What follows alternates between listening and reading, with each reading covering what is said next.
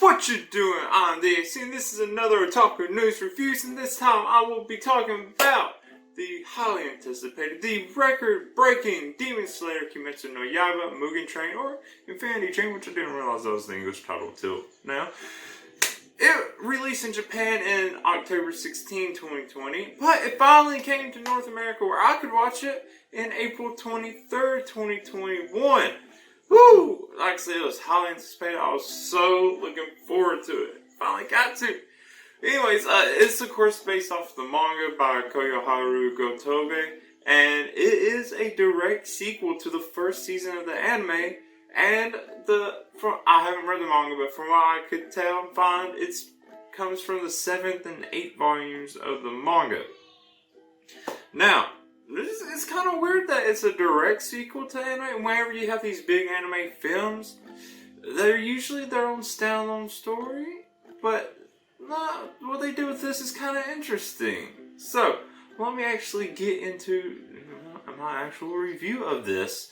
It's going to be spoiler free for the most part. At the very end, though, there's just things I want to just get out there.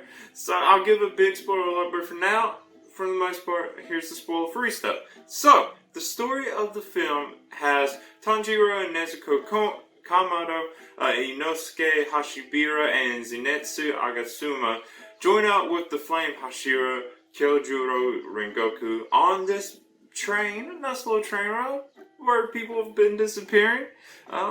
And it follows them having to deal with the demon named Enmu. His power is he can put people to sleep, make them have whatever kind of dreams he wants them to have. So, that's where they're having to go. They're having to deal with this demon that can just put people to sleep, but it gives them a nice dream. So, overall, the film, it gives some really interesting, some emotional, and on Inosuke's part, a lot of amusement, especially when it comes to the dreams. And then, eventually, of course, they find out he's the first chair of the lower moon demons. So, of course, there's more to Enmu than just put people to sleep and having dreams. Now, the action, I will say, compared to other big anime films, like I'm going to just compare it to One Piece Stampede, then the latest My Hero Academia movie that came out. The action, although really cool, artful, not as big as this. Now, the other thing is, because this is a direct sequel to the anime, should you watch the anime first? I would actually recommend not. This, it's a weird thing to say. I feel like this movie is better if you haven't already watched the anime first. And I say this mainly because of how it comes. Like, of course, the end of the first season, hinted at this movie and was like, this movie's coming. So we knew it was coming. But then, where does it go from this movie? If you don't watch this movie, if the second season picks up right where this movie ends, if people didn't see the movie, that's a big important chunk they're going to miss out. Because there's a whole lot of story building in this. And a lot of characters getting some fleshing out. There's a lot in it. So if it continues, I don't know where it's going to go. I don't know how they're going to introduce the second season when they're just missing a whole lot of stuff. Alright? But the reason I say, it's better, because it kind of does depend on the judging it based off the series. I feel like the series in general has more depth and action, cooler action than the movie actually did. I completely enjoyed everything that was in it. But it seems like it was almost a step down on, hype-wise. No, it was definitely hyped up plenty. Maybe it was hyped up too much for the actual amount of hype that the action and story in this did. I think it's also weird because this could have easily just been an arc in the show instead of just a movie all by itself. Like I said, it came from the 7th and 8th volumes. From what I can tell, it's only the first half of the 8th volume too. There wasn't a whole lot to go on, but I can see why they put it into a film. And as far as pulling a standalone arc, this is pretty good. The other reason is because it doesn't really give a lot of the characters, time to shine. Of course, Tanjiro, the main character, gets a lot. Of course, the Flame Hashiro Kyojiro, he's like pretty much the main star of this. He's on the posters and he's like, this was his big moment. And then Inosuke surprisingly gets a lot of time. But Nezuko and Zenitsu, they hardly get any moments. Especially Zenitsu.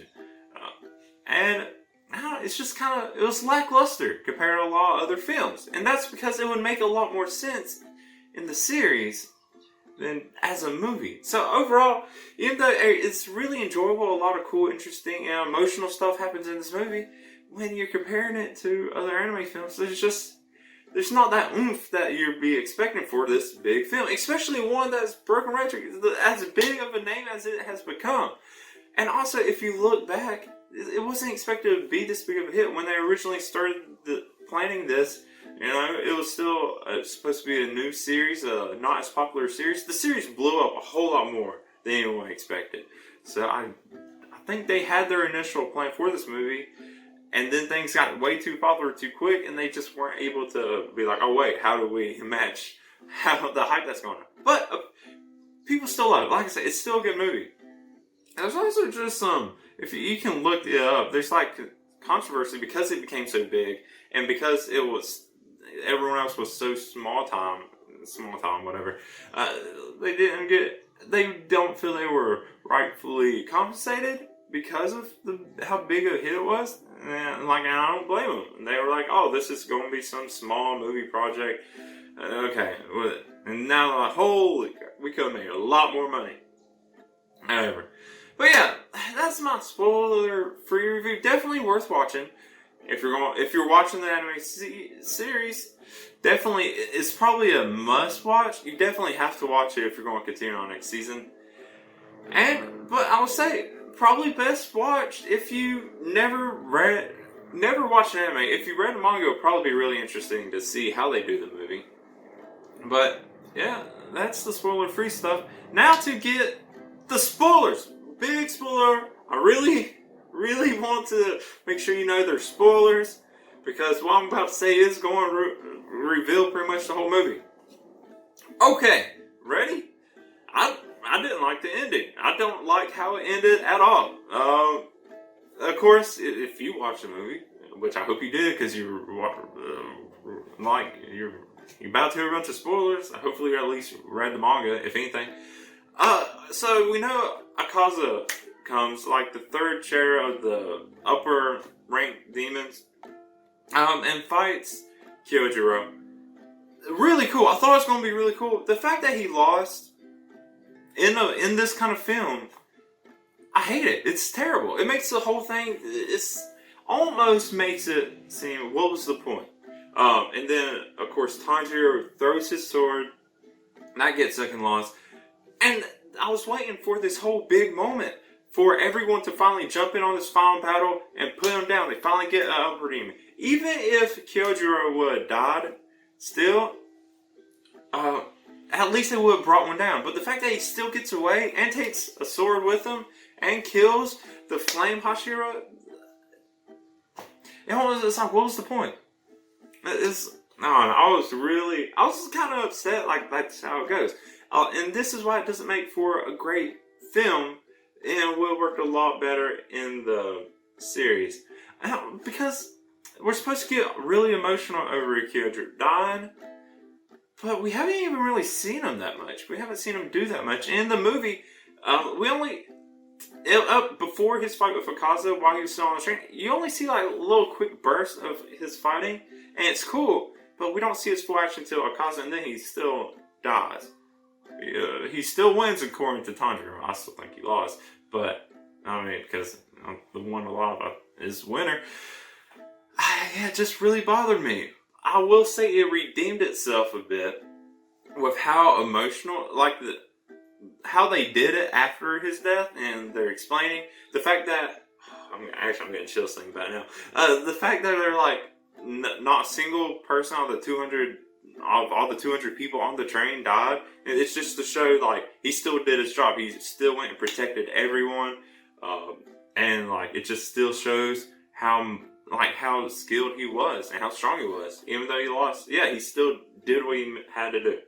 So that part was cool. And then seeing the like emotional kind of reaction from all the other people when they received the news, that's the part that got me. Like seeing other people get the news and how they felt about it, that got me more than like when he actually died. And I was like, oh, it's like I don't know you that much. That's sad, sure. And then when I see other people, I was like, oh no, this is a big moment. So, I just want to throw that out there. Beyond the kind of lackluster action compared to other anime films, and then that ending almost making it feel pointless, the whole fight. Season 2. This is why, going into Season 2, if you haven't watched the movie, you're going to be like, well, why does this matter? But it looks like next season, Tanjiro's going to find some more secrets out about, I guess, fire stuff. I guess it's going to set it up. Like I said, I haven't read anything in the manga, so it's set up to make way for Tanjiro to become the Flame Hashira after he learns where these techniques are. Maybe some kind of hybrid since he still has water techniques and stuff. And then just to see Akaza finally get his due, I don't know how, kind of mixed. Like I said, I enjoyed it. Not as great as the hype or as the other films, but hey, it's still something really cool that everyone should go see. But that's it. That's it for this review / some spoilers for Demon Slayer Kimetsu no Yaiba Mugen Train. Let me know what you thought. If you've already watched it, if you agree. If you haven't, I hope you skip all the spoiler stuff and back to me just ending the video. But yeah, let me know what you thought. Let me know what you thought in the comments. And damn, I'm all worked up. And then, if you like it, go ahead and give the video a like. If you want to see more of my Otaku News Reviews, go ahead and subscribe. You can see when I do all that. But, until next time, I'm the AC. Thank you for watching, and bye.